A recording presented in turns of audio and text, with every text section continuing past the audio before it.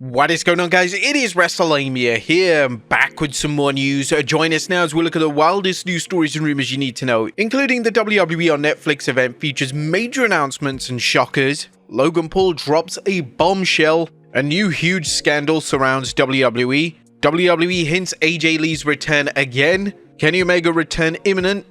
Mone is furious. AEW have outright banned CM Punk and much more. Be sure to subscribe and hit that notification bell for daily wrestling videos and follow us on Facebook for exclusive lists. Also check out our new videos on Wrestlelamia XL. And now let's see the intro and get straight into our first story.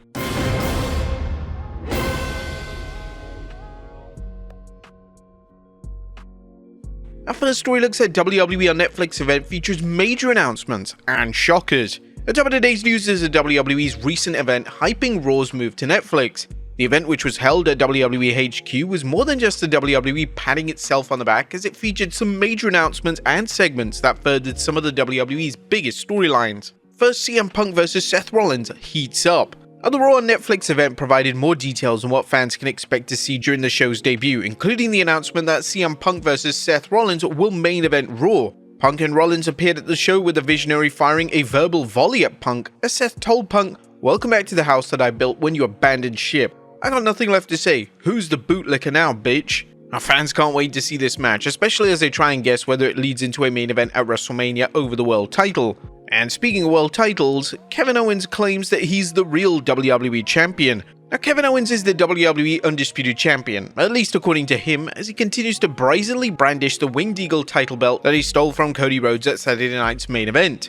Now, we noted yesterday that Owens claims that he's defending the title during the WWE's upcoming holiday tour, and just to make sure people know that he wasn't kidding, he showed up at the Raw on Netflix event, title in hand, proclaiming himself as the true rightful champion. Owens, though, was a complete menace at WWE HQ, even vandalizing pictures of Cody Rhodes. Not to mention that's something that Drew McIntyre did as well. A security escorted him out, but so far there's no sign the WWE's authority figures of taking action to get the belt back. Like many conflicts in wrestling, this will likely be settled in the ring rather than in human resources or in court. Next up, Logan Paul drops a bombshell. Logan Paul hasn't retired from pro wrestling or the WWE. Although it's doubtful many fans believe Paul's previous declaration that he was retiring from WWE to focus on being a dad, there's big news concerning Paul's WWE future. First is the following news from Raw General Manager Adam Pearce, who told fans at the recent Raw Netflix event, "Lately there's been a lot of speculation, innuendo, rumor about the future person that I'm about to bring out here right now.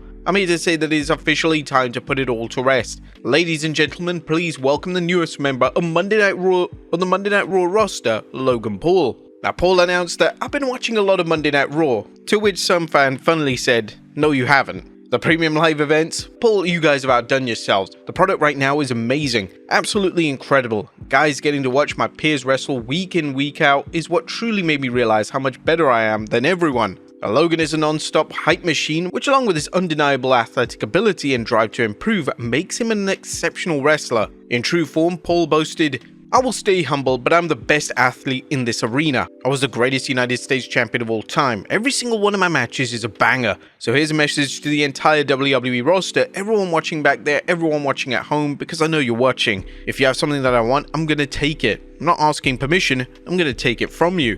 Paul's move to Raw and his announcement the Red Brand's titles are his for the taking didn't go overlooked, as we'll see next as Gunther responded to Logan Paul. Now, has the WWE already planted the seeds for the current world champion Gunther's next title defense? The ring general was also at the WWE event and addressed Logan Paul's comments, saying, "Well, he's obviously a very talented man, athletically and in the entertainment world. He's a jack of all trades, as they say, but I don't believe a world heavyweight champion is one of them." Gunther, known for his backhanded compliments, continued saying, "That being said, I think my English is pretty good by now, but I'll make it even simpler. If Logan Paul thinks he can walk in here and take this from me, if he ever makes it to the top of that line to challenge for the World Heavyweight Championship, it'll be my duty and my pleasure to slap that stupid smirk off his face." Would you guys actually like to see Gunther versus Logan Paul? Let us know in the comments down below. Next up, WWE hints at AJ Lee's return again. And while some serious things happened at the recent Raw and Netflix event, that didn't stop announcer Michael Cole from having fun. During a CM Punk segment, Cole referred to the straight-edge superstar as and the husband of AJ Lee. Now, fans are thinking this is way too much more of a coincidence for this to be happening. They obviously want her back for the Royal Rumble, and hopefully that will happen. Next up, a new scandal surrounds WWE. And did the WWE properly vet Kevin Dunn's replacement? Fans may be asking this when they hear the recent story that Lee Fitting, the current head of WWE's media and production department, exited his former job at ESPN with a cloud of controversy hanging over his head. According to a new report from The Atlantic, in 2023, a complaint regarding Fitting was made with ESPN's Human Resources Department, prompting officials at ESPN to question a group of employees, including some prominent female staffers. A short time later, Fitting, then 48, was done at ESPN. It finally caught up to him, said one of the women questioned. The report details some of the complaints leveled at Fitting during his time in ESPN, saying making comments objectifying women, criticizing their physical appearances, and making crude jokes, some sexual in nature, in the workplace. This went on unchecked for years, according to the scores of current and former ESPN employees interviewed by The Atlantic, who requested anonymity to speak freely because they still work in sports media. And the matter reportedly reached Human Resources, with Fitting's alleged behavior reportedly having a devastating effect on numerous women who believed that they had to endure or go along with his conduct to stay employed or ascend at ESPN. Many women in sports media quietly shared their interactions and concerns about Fitting with each other. Some left ESPN in part because of their experience with him. Interestingly, the Atlantic story noted that Fitting, via a spokesperson, denied some of the allegations made against him while choosing not to address others. Now, this is a very bad look for both Triple H, WWE as a whole, and this story could impact Janelle Grant's lawsuit against Vince McMahon, Laurinaitis, and the WWE, well, particularly WWE. Grant alleges that WWE officials were aware of the Vince McMahon and John Laurinaitis' alleged misconduct towards her. If Grant can show that TKO Holdings knew the circumstances surrounding Fitting's ESPN exit, she may be able to show a pattern of management continuing to overlook alleged bad behavior when it comes to hiring people. Not a good look for WWE. Next up, Kenny Omega return imminent.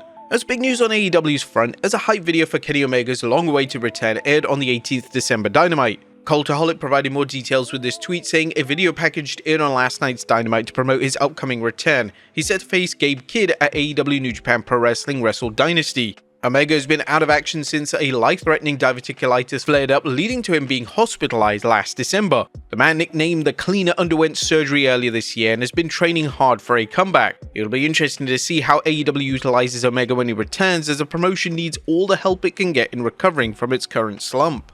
Next up, Mercedes Mone is furious. It looks like Mercedes Mone wasn't holding back when she addressed a fan who claimed Mone's move from WWE to AEW was a downgrade. The current AEW TBS champion was on an Instagram live feed when she responded to the downgrade claim with this nuclear strike. I just saw someone say, downgrade has to be steady. Bitch, I am richer than I've ever fucking been, putting on the greatest matches that I've ever had. So shut the I hate stupid people.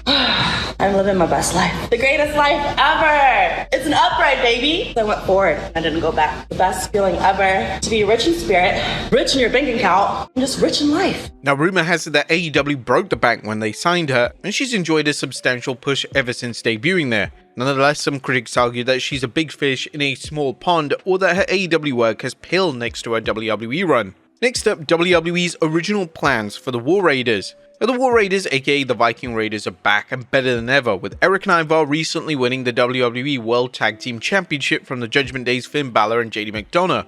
During a recent chat with Chris Van Vliet, Ivar revealed WWE's original plans for the team. Eric and I were ready to come back. We were actually scheduled to return in Calgary, the Calgary Raw. At the last second, they pulled our travel and said that they were going to hold off on it. They said nothing but, we're just going to hold off for better creative. The next week, we get the phone call, how do you guys feel about coming back as the War Raiders? We're like, yeah, that sounds good. Now, it appears that Eric and Ivar's patience paid off as it went from a frequently overlooked team to tag team champions. Next up, AEW have outright banned CM Punk. Did a fan attending a taping of AEW Dynamite have to remove his CM Punk t-shirt? Well, that's a claim coming from a fan who tweeted the following. I just got verbally assaulted by event staff at tonight's taping of AEW Dynamite for wearing a CM Punk shirt.